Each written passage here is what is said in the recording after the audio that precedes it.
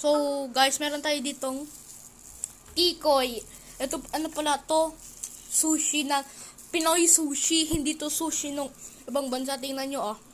Sushi to ng Pinoy. Tingnan. Ito pala yung, oh, tikoy.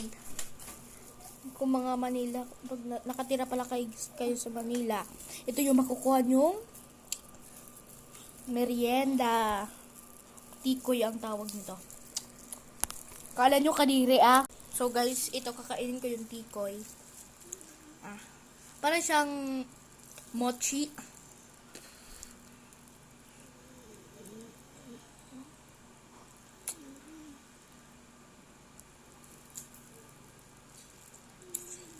Sarap ng tikoy.